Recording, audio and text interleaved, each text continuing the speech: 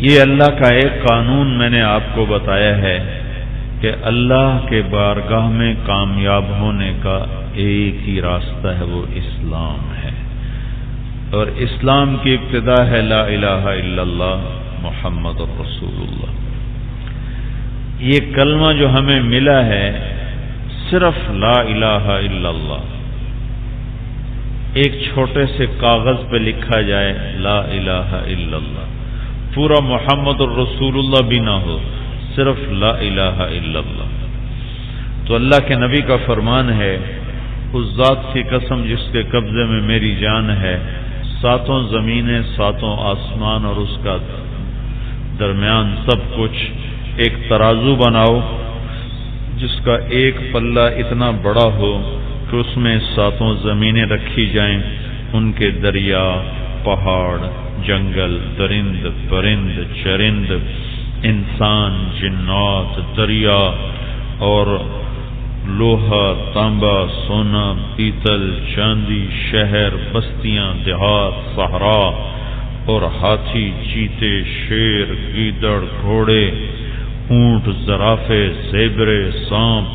بچھو، ویل مچھلیاں اور سمندر کی خرب مچھلیاں، یہ ساری اٹھا کر اس پلڑے میں رکھی جائیں، کہ سورج زمین سے 12 لاکھ گنا بڑا ہے، کہ سورج، چاند، ستارے اس پلڑے میں رکھے جائیں، پھر پہلا آسمان، پھر دوسرا اور تیسرا اور چوتھا اور پانچواں اور چھٹا اور ساتوں آسمان اس پلڑے میں رکھے جائیں، پھر جبریل کو بٹھاؤ، میکائیل کو بٹھاؤ، اسرائیل کو بٹھاؤ، اسرافیل کو بٹھاؤ، پھر جنت کو لا کے رکھو، جہنم کو لا کے رکھو، پھر عرش کے فرشتوں کو ڈالو، پھر عرش کو بھی ڈالو، لوح کو بھی ڈالو، قلم کو بھی ڈالو، کرسی کو بھی ڈالو،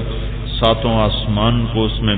رکھو اور بٹھاؤ، اور جبریل، میکائیل، اسرائیل، اسرافیل کو بٹھاؤ، اور اللہ کے لشکروں کو بٹھاؤ،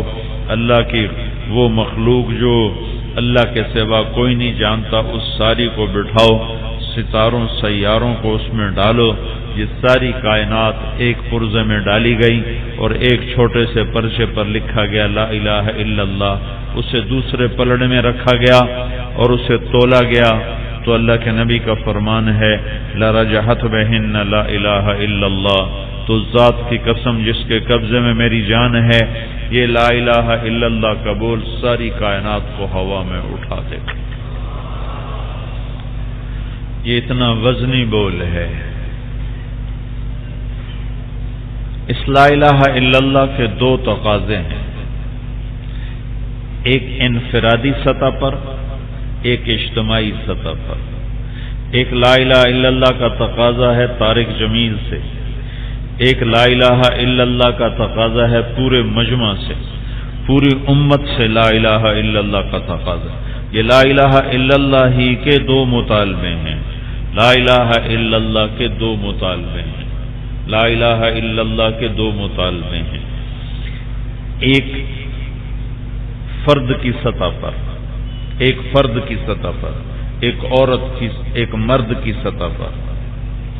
اور ایک مجموعے کی سطح پر مطالبہ ہے۔ ایک فرد سے، طارق جمیل سے، ایک شخص سے مطالبہ، من قال لا الہ الا اللہ مخلصا من قلبہ دخل الجنہ، جس نے لا الہ الا اللہ کو اخلاص کے ساتھ کہا تو وہ جنت میں داخل ہو گیا۔ قیل وما اخلاصها یا رسول اللہ، آپ سے پوچھا گیا یا رسول اللہ کلمے کا اخلاص کیا ہے؟ اس بیان کا اخلاص تو یہ ہے کہ میں یہ جو بیان کر رہا ہوں اس سے میں اس بڑے مجمع سے کوئی واہ واہ نہ چاہوں، کوئی چندہ نہ چاہوں، کوئی پیسہ نہ چاہوں، کوئی اپنے لیے تالیاں، کوئی زندہ باد، کوئی مرد آباد، کوئی یہ نہ چاہوں۔ تو اس بیان کا اخلاص یہ ہے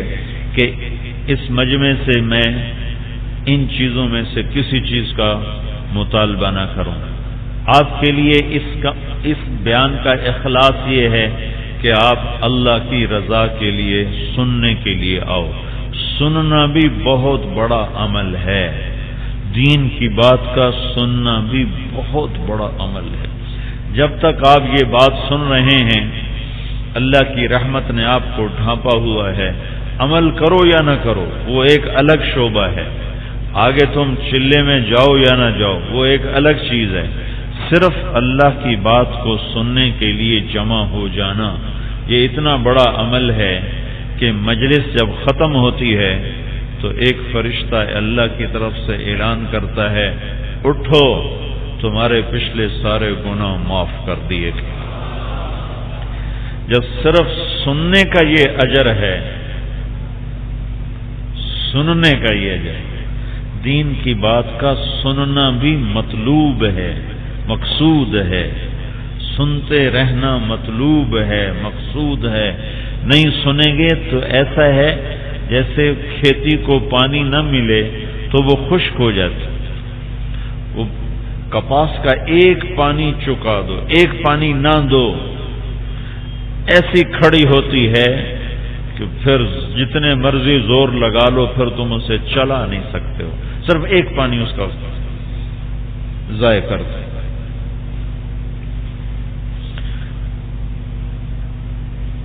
تو تمہارے لیے اس مجلس کا اخلاص یہ ہے کہ تم اللہ کی رضا کے لیے سننے والے بنو۔ میرے لیے اخلاص یہ ہے کہ میں تم سے کوئی واہ نہ چاہوں، اس آنے کا کوئی پیسہ نہ چاہوں، کوئی صلہ نہ چاہوں۔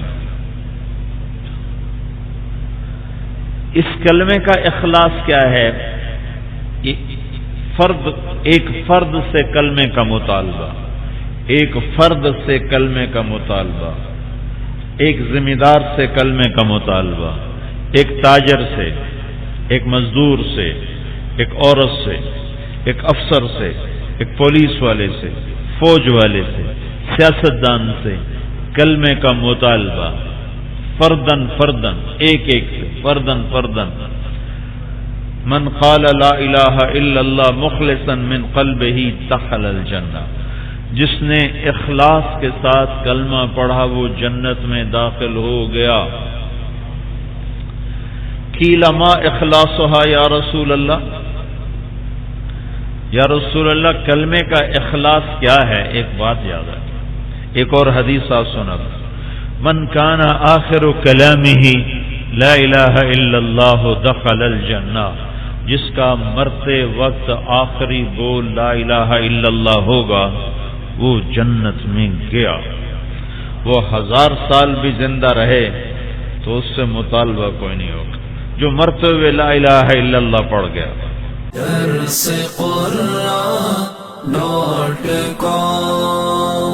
www.darsequran.com